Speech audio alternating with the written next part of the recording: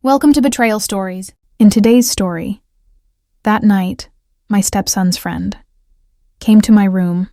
What he revealed about my husband changed everything. An unexpected night, that night began like any other ordinary evening. Dinner dishes were washed, the lights dimmed, and the quiet hum of the refrigerator was the only sound in the house. I remember thinking how peaceful everything finally felt. After months of tension and emotional distance, peace was rare. My stepson, Rufus, had been living with me since my husband passed away a few years earlier. We weren't close at first. He was polite but reserved, always buried in his phone or lost in thought. It was as if a wall stood between us, invisible but strong. I tried to reach him many times, making his favorite meals, asking about school, suggesting movie nights. But he always smiled faintly and disappeared into his room. That evening, Rufus came home with a friend I didn't know very well, Chinadu. I had seen him a few times before, tall, quiet, with the sort of calm energy that draws attention without effort. He wasn't like Rufus's usual loud, playful friends. Chinadu carried a quiet seriousness, as though he observed more than he spoke. When they entered, he greeted me with a small nod, respectful, polite, distant. Something about him felt thoughtful, maybe even heavy. I noticed the way his eyes lingered around the house, as if every corner meant something to him. I didn't think much of it then. We had dinner together, and for once the house felt alive with conversation. Rufus actually laughed, really laughed, for the first time in weeks. It made me smile. For a moment, I thought maybe the darkness that had hung over our family was finally lifting. When the boys excused themselves to Rufus's room, I cleaned up the kitchen, humming quietly to myself. The rain started outside, a gentle patter against the windows. Everything felt normal, ordinary. I had no idea that by morning, nothing about my life would ever feel ordinary again. A knock in the night. I went to bed around midnight. The house was silent. I was half asleep when I heard a faint knock on my door, soft, hesitant. At first, I thought I imagined it. The wind, maybe. But then I heard it again. 3 quiet taps. I sat up, my heart skipping. Yes? I called. The door opened slowly, and to my surprise, it was Chinadu, Rufus's friend. The hallway light cast a faint shadow behind him. He looked uneasy, not frightened, but weighed down by something. His eyes avoided mine for a moment, then met them directly, full of something I couldn't name. "Sorry to wake you," he said, "but I need to tell you something." His tone was so serious that I immediately thought someone was hurt. "Is Rufus okay?" I asked quickly. "He's fine," he said. "But there's something you need to know.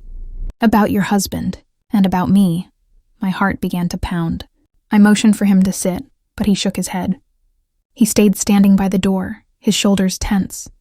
The air in the room changed. It was heavy now, charged. "What is it?" I whispered. The secret Chinadu took a deep breath. "I shouldn't be the one telling you this," he said. "But I can't keep it inside anymore. Rufus doesn't know all of it, but I think you deserve to know the truth." I frowned, trying to read his face. "What truth?" He looked down at his hands, then back at me.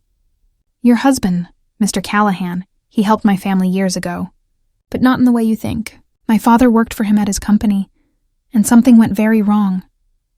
I leaned forward, confused. "What do you mean?" Chinadu's voice trembled slightly. "There was a fire at the factory where my father worked. 3 people died that night, including my uncle. The company blamed my father.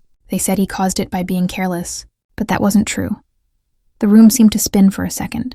"Your father worked for my husband's company?" He nodded. "Yes, and after the fire, my father went to prison for something he didn't do. He died there. My mother never recovered.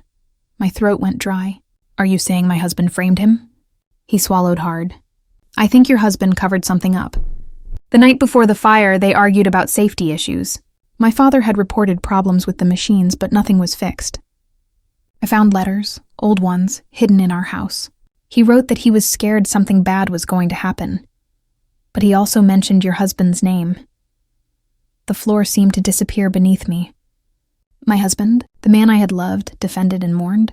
That can't be true," I said weakly. "He would never." Chinidu's eyes filled with quiet sadness. I thought the same thing when I first learned it.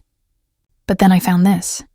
He reached into his jacket and pulled out an old envelope, yellowed, folded, and fragile. He handed it to me. Inside was a single page, written in my husband's handwriting. If anyone asks about the factory, tell them the wiring was faulty. Don't mention the warnings. It will destroy everything we've built. I recognized his signature at the bottom. My knees nearly gave out. The weight of truth, I sank onto the edge of the bed, clutching the letter. My husband had been many things, ambitious, driven, sometimes harsh, but deceitful. Capable of letting people die to protect his reputation? It didn't seem possible. How did you find this? I asked quietly. My father kept a copy of it, Chinidu said. He thought it might clear his name someday. But no one listened. The company was powerful. Your husband's name opened every door and closed every investigation. Tears blurred my vision. Why are you telling me this now? He looked pained. Because Rufus deserves to know what really happened. You do too. I came here tonight to tell him, but he was asleep. I didn't want him to hear it from someone else or find out later. You should be the one to decide how to handle it. I sat there shaking, the letter trembling in my hands. Memories flashed before my eyes. Our wedding day, his promises, the way he used to talk about loyalty and integrity. All of it felt like a lie now. Rufus wakes. Up just then, the door creaked again. Rufus was standing there, sleepy-eyed, his expression confused. What's going on? He asked, looking between us. I quickly wiped my eyes, but it was too late. He saw the tears. Mom? He said cautiously. Why are you crying? What's happening? Chinidu looked stricken. He hadn't meant for Rufus to hear. Rufus, I began softly. Sit down. There's something we need to talk about. He frowned. Did something happen? It's about your father, I said. Rufus froze. What about him? I handed him the letter. He read it slowly, his expression changing from confusion to disbelief to anger. This is fake, he snapped. It has to be fake. Chinidu shook his head. It's not. Rufus's hands trembled as he clutched the page. Why would you bring this here? He's dead! Why now? Because the truth doesn't die, Chinidu said quietly. The breaking point. The air in the room turned sharp. Rufus's face flushed red. You think my dad let people die? He shouted. He built everything we have. He worked day and night for this family. I tried to calm him. Rufus, please, listen. No, Mom! He cut me off. You believe this? From someone you barely know? Chinidu took a step back. I'm not here to hurt you, he said. I just wanted to clear my father's name. Rufus glared at him. Get out now, Chinidu hesitated. Please, just out! Rufus roared. Chinidu looked at me helplessly. I didn't know what to say. My world was collapsing piece by piece. He nodded slowly, eyes full of sorrow, and left the room without another word. When the door closed, silence filled the space again. But it wasn't peaceful. It was suffocating. Rufus stood there, his chest heaving, the letter still in his hand. I can't believe you, he whispered. You're supposed to defend Dad, not destroy him. I'm not destroying him, I said softly. The truth is. He shook his head, eyes filling with tears, and stormed out. Aftermath, the next morning, Rufus didn't come down for breakfast. His door stayed locked. When I finally went to check on him, his room was empty.